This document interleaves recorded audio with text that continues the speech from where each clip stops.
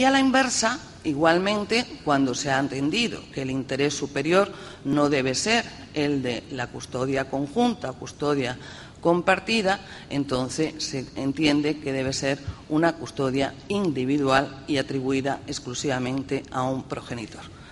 Faltan, por tanto, determinación de criterio, faltan aplicación de los criterios en la redacción tal y como ha quedado de ese precepto en el Código Civil. Pero no solo tenemos esa normativa, sino que en el ordenamiento jurídico español, y atendiendo a las competencias que en el ámbito civil pueden tener atribuidas o tienen atribuidas las comunidades autónomas, en la actualidad, respecto de esta situación, nos encontramos con que Cataluña, Navarra, Valencia y Aragón están interpretando en su poder legislativo en el ámbito civil ese interés superior del menor en un sentido o en otro. En concreto, en el caso de Aragón, el Código Foral, que así debemos de denominar, fija que con criterio y con carácter general la regla en el supuesto de cese de la convivencia de los progenitores debe ser precisamente la custodia conjunta, la custodia compartida. Esa es la regla general. La situación sería que en aquellos casos donde el interés superior del menor no fuese atendido con dicha custodia compartida, se atribuiría la custodia individual. Por lo tanto, la interpretación del interés superior del menor en el caso de la Comunidad Autónoma de Aragón es favorable a la custodia conjunta, custodia compartida. Supuestos en la práctica. De esa norma relativamente reciente en el ordenamiento jurídico español ya tenemos algunas resoluciones jurisprudenciales y, en concreto, la Audiencia Provincial de Teruel dicta una resolución en la que, para un caso de un menor que no alcanza la edad de 2 años y que sus progenitores tienen 19 años, que constituyeron una pareja de hecho y que la rompen la situación de convivencia, cada uno vuelve al domicilio familiar y en el momento en que se produce esa situación de separación se alternan diariamente el menor de un domicilio a otro que lo son realmente de los abuelos. Cuando se plantea el régimen ya, un régimen de convivencia, en la primera instancia se fija que lo sea en favor de la madre. El padre, de acuerdo con la legislación aragonesa, insta la petición de custodia compartida. Les repito que es una pareja de hecho y la convivencia de cada uno se produce en el hogar con los padres. La Audiencia Provincial hace aplicación literal de la legislación aragonesa y, a pesar de fijar que realmente no es ese sistema diario, cada día un menor de 2 años que tenga que cambiar de domicilio diario, a pesar de que no considera que sea la mejor fórmula y, sobre todo, atendiendo a ese interés superior del menor, concede la custodia compartida, en aplicación del texto literal de la ley. El Tribunal Superior de Justicia de Aragón ha dicho que si es una situación que no protege el interés superior del menor, resulta absolutamente incoherente que la decisión de la Audiencia Provincial lo haya sido en ese sentido, ya que la flexibilización del caso en concreto habrá que atender precisamente no a los intereses objetivos de los progenitores, sino fundamentalmente al interés superior del menor. En el caso de Valencia, Valencia como comunidad autónoma igualmente legisla en el sentido de considerar excepcional la custodia individual y la regla general la custodia compartida. También de la legislación valenciana existen ya resoluciones judiciales del juzgado de Elche en concreto, donde para un menor de 18 meses, igualmente, aplicando literalmente el texto legal, se fija como regla la regla general, la custodia compartida.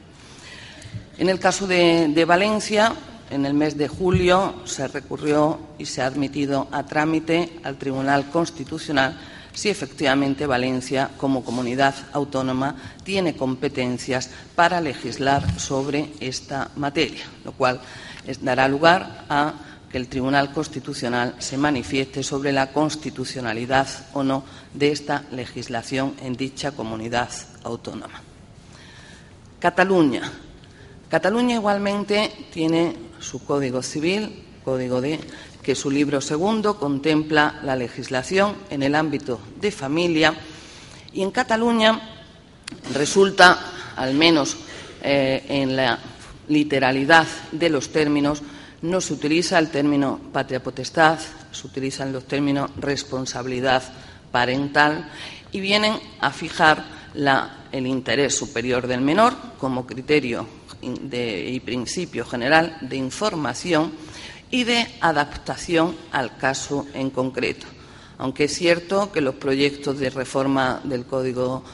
catalán, del Código Civil de Cataluña y del libro segundo de familia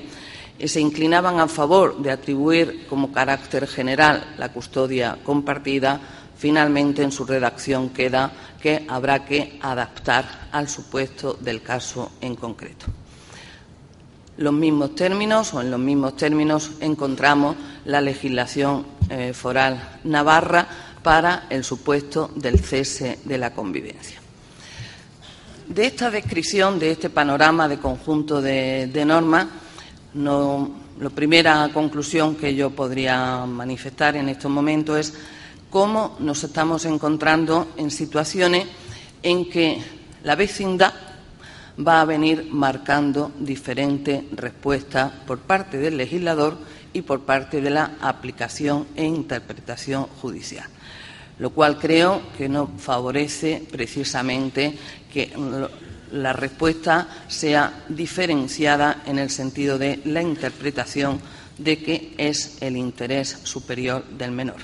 cuando textos europeos, textos internacionales nos vienen fijando, en concreto la Convención de los Derechos del Niño, en su artículo 3, que la respuesta de todos los poderes, y en el concreto igualmente de las autoridades legislativas y de las resoluciones legislativas, deben atender a esa protección, a ese interés superior del menor.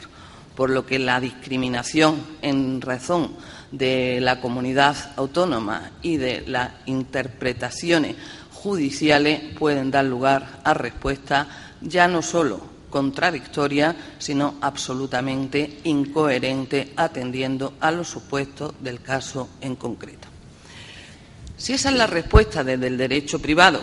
que yo tampoco quiero ser excesivamente negativa ni pesimista, pero sí es la realidad que se nos está produciendo, ¿qué ocurre cuando nos encontramos que hay que plantear el régimen de custodia, el régimen de visita, el régimen de comunicación en supuestos donde confluyen no el cese de la convivencia, sino supuestos de violencia? ¿Cuál es la respuesta desde el punto de vista normativo y desde el punto de vista jurisprudencial? Ya se ha puesto de manifiesto, y yo no voy a reiterar, pero sí por lo menos a fijar, que la violencia contra los niños, contra las niñas, contra las mujeres, es una violación de derechos humanos. Y además de constituir una violación de derechos humanos, resulta ser la más frecuente y, además de ser la más frecuente, la más grave. A partir de esas afirmaciones, que son afirmaciones que podemos encontrar y que no pueden ser atribuidas a mi persona, sino en distintos informes, tanto de Naciones Unidas como del Consejo de Europa, estas violaciones, ¿qué amparo, qué respuesta normativa tienen?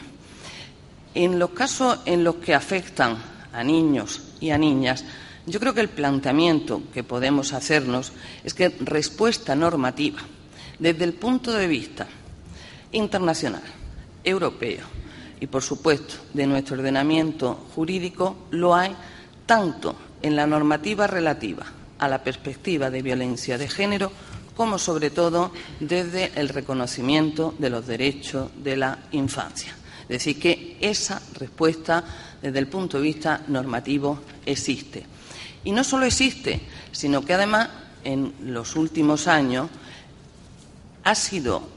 un ámbito donde con mayor intensidad se están manifestando, como repito, las autoridades internacionales, las organizaciones internacionales y también, igualmente, el Estado español y la normativa en nuestro ordenamiento jurídico. Por lo tanto, confluyen la perspectiva de género y la perspectiva de los derechos de la infancia para encontrar respuestas normativas. Las encontramos, y sobre todo desde el punto de vista de los derechos de la infancia, en el catálogo de derechos que reconoce esa Convención de los Derechos del Niño de 1989 y en su artículo 3 en concreto, al consagrar ese interés superior del menor, aunque luego sea susceptible de interpretación, como vamos a ver, por parte de resoluciones de jueces y de tribunales. Pero sí que existe ese reconocimiento normativo. De hecho, en el mes de mayo de este año 2011, la Convención relativa a la violencia de género y que firma el Estado español junto a otros 12 estados en el mes de mayo, pone igualmente de manifiesto que desde la perspectiva de género es fundamental dar un tratamiento específico en aquellos casos donde nos encontramos con niños, con niñas que son testigos de los actos relativos a violencia de género. El problema puede estar